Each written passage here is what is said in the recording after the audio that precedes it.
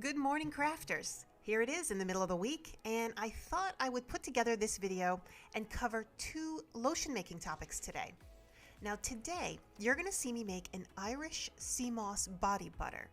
And while I'm demonstrating this, I'm going to show you how to give your oil heavy or your whipped body butters some stability by using this sea moss as a rich thickener.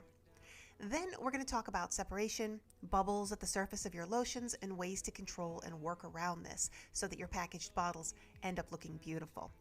Now this video does not contain the recipe for the lotion that you see me making here, and if you have a little bit of understanding of lotion making, you can certainly see what's in front of you as I'm creating it, and you can recreate this yourself. But this video is meant to focus on the benefits of specific ingredients and then some methods and extra techniques.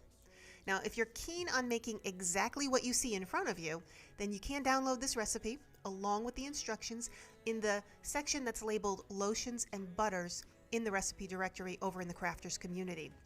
Now that's accessible to members, and if you are interested in signing up, then you can get access to every recipe that I create all in one place. Now everything's available over in the Crafters community. The link to that is at the bottom of this video, but for now, let's get into the topics of what we're doing here today. Now, first of all, Irish sea moss is an algae. Now, this comes in purple or golden, and you can order it online dried out, or you can even go and harvest it yourself from the beach if you have that near you. And this is primarily used as a thickener in food. And it mostly comes from the Caribbean, and when you order it online, it's likely that yours will have come down from the Caribbean. Now, this is called Irish sea moss because here in New England, the Irish immigrants would make a pudding from this with milk and sugar. And that would be an inexpensive way to fill up your stomach if you had no food and if you had little money to go and buy food. You can actually make a really good pudding if you add some cocoa powder or some other kind of ingredients or spices that you like to doctor it up. If you were comparing this to the store-bought pudding that you all recognize, then you can actually get something that tastes pretty comparable. With the Irish sea moss, it's a little bit different because you'll get a dose of minerals in your diet. The Irish sea moss contains 92 minerals that you need in your body, including all the essential ones that you already know about. But of course, this is not a food channel. This is a lotion channel. We're not going to be eating this. We're just going to be making a lotion product out of it. So with that, we'll go over to our lotions. So far, all I've done is I've washed off the sea salt that was dried to the moss with cold tap water before I start to render this down. And now I'm going to simmer this with distilled water. Now you can incorporate the sea moss into just about any of your cosmetics and soaps. You can use it in conditioner, face masks, soap, what you see us about to do here, and each way can be incorporated just a little bit differently. Now the main idea is to start out with getting your moss to soak up some of the water that's been dried out of it, and then we're going to start to break it down by introducing heat. If you set this to a low simmer, it'll take about 45 minutes to an hour for the moss to completely lose its integrity, and from there you can start to process it differently depending on what product it is that you want to make. As this is boiling, that carrageenan, or the gel inside the body of the moss, is steeping into the water. Now the water is becoming saturated with that gooey stuff on the inside of the branches of the moss, and when everything is piping hot, it looks just like water. But when we remove the heat and it starts to cool down, it's going to begin to thicken and turn into a gelatinous sludge. Now, both the moss and the water can be utilized for any of your projects. Now, for my lotion, I'm only going to be using the water part in this recipe. I'm not going to be using the moss itself. We're going to process the moss and then we're going to store it separately for the next project. But for this body butter, I want that thick gelatin that we're making from the water. When this is done, I'm going to separate the water away from the moss. Now, just as a note, if you're preparing this for a specific recipe and it calls for 20 ounces of water, make sure that you pour at least 40 ounces. You're going to be losing some of that water during the simmer, and you also will need a little bit water left over to process that moss when you blend it separately. So if you have 8 ounces of moss, which you see me cooking here, you can easily get 5 or 6 cups of water completely saturated with this gelatin. In my little glass pot that you see, I can only hold about 40 or 50 ounces, but this will give me plenty for my project for our demonstration here today. You can put more water in this and still get a full pot of gelatin. Now the water all on its own is going to thicken up into a semi-solid, and I'll set this aside because we're going to use this part right now. The moss over here, this will fall apart when my fork touches it.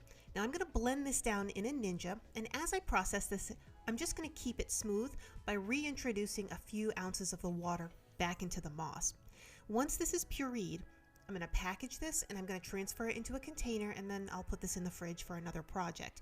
This part is going to become completely solid. You can even cut this into jello squares when you're ready to make some soap or something else.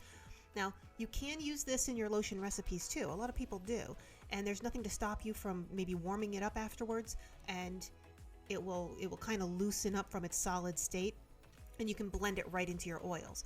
But I end up getting a very smooth, a much more finished body butter that completely absorbs into your skin without feeling any of those little gelatin pieces when I only use the water byproduct. So I feel like the quality of the lotion is superior when we do it this way, but you can always experiment with different techniques. Now, some of the questions that I've seen posted in some of the other body butter videos on this channel is, how can you whip the lotion and have it keep its volume over time? And the best answer is to use the most stable hard oils like cocoa butter or Takuma butter, but another way to maintain stability is to incorporate this Irish sea moss. Now this will help keep the lotion from melting or deflating, and your butters will maintain that rich volume over the course of its shelf life. Now keep in mind, I'm not talking about extreme temperatures. Once things freeze or cook while they're in transit, and you know that anything could possibly happen, then they take on a different physical property, and that has a need for more complicated troubleshooting. But if you want to maintain stability over time under generally normal conditions, then this might be the ingredient that you want to incorporate. Also remember that this goes for lotions and body butters that include water in the recipe. Some of the body butters are just whipped hard oils, and then you wouldn't be able to combine the moss using this method. That would be a completely different process. So what other properties would the Irish sea moss have that would benefit being added into your lotion recipe? Aside from the physical property of the gel itself, the moss is full of minerals. As I mentioned before, it's packed full of 92 essential minerals that your body needs. Seaweed has always been known to have perceived skin tightening benefits, and my suspicion is that if you actually need minerals in your skin, you're going to feel like this benefits you. But not everybody needs additives that go into their skin product. So people have very subjective opinions about which ingredients benefit them depending on their skin type. Now, if you actually do need a nutrient, you're probably likely better off getting that in your diet. But in my personal opinion, I do feel like I notice a difference that makes me prefer lotions with sea moss. I like to add this one in, and I do feel like I see something different after I use this particular lotion compared to some of the other ones. And the best way that I can describe this is lotions with the sea moss have that, they leave my skin with that smooth, tight feeling that you get after you've gone to the beach for the day. And this is always temporary. Again, this is just my anecdotal opinion. Moving along, I want to mention a few extra techniques in your lotion production. We're going to demonstrate this right in front of you. Now, you will hear me saying in all of the tutorials, in just about every lotion video, so this is going to be a repeat for some of the experienced crafters, but this is the most common obstacle for the new people trying to do this at home. And that is the separation that happens after you've done all the work and then you packaged your product with perfect clean labels. And this happens because the oil and the water has parted from each other, and then the oils floated to the top and the water is settling to the bottom in your product. Now, this is because either you've blended your water part and your oil part at temperature that was too cool and then they just didn't bond very well, or you blended them while they were hot enough, but you didn't blend long enough, and then the e-wax didn't have enough time to do its job and get completely incorporated into the product. Now, to prevent this very common problem, you saw during this video that I set a hot water bath next to the glass pot with the sea moss, and then I placed all my ingredients in that simmering hot bath. The waxes, the butters, even the soft oils in the bath. I've slowly melted everything down. And then I combined all those ingredients together, and then I kept everything simmering in that pot until I was done cooking the sea moss. Now this keeps everything relatively at the same temperature, and that is ideal for bonding.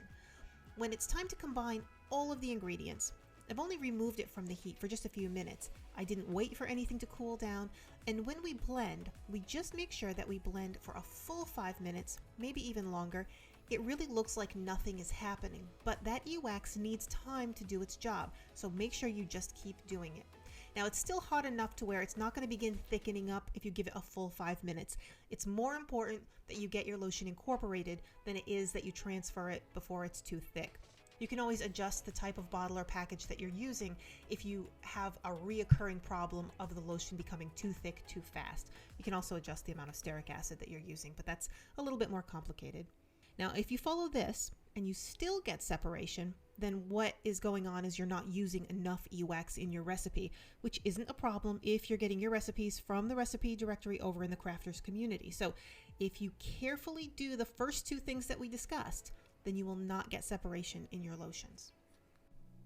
And finally, another thing that lotion makers want to avoid sometimes are a film of bubbles across the top of their lotion bottles.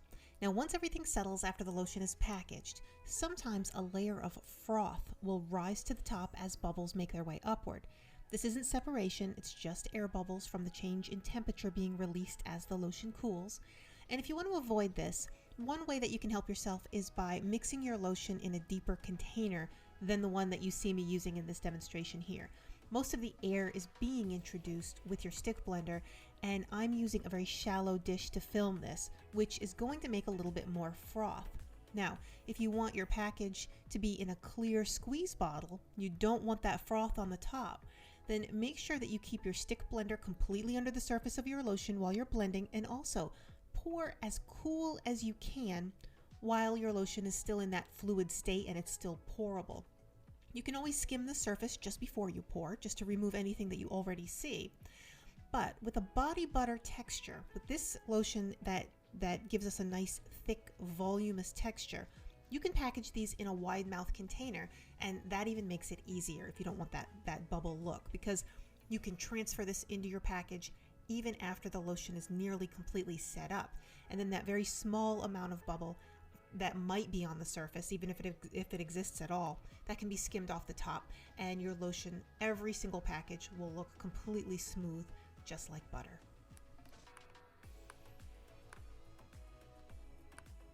And I hope you enjoyed the 3 topics that we covered today. I hope that you like and subscribe to this if you're interested in making your handmade soap and cosmetics and you'd like to know more tips and tricks on all of your daily recipes that you're working on at home. And if you do want to join the crafters community and learn more, then please come over and visit us over at thermalmermaid.com/blog. Or come on over to our Facebook group, and there we can answer any other questions that you might have pertaining to the Irish sea moss that you saw here today that we didn't cover already for you. See you guys next time.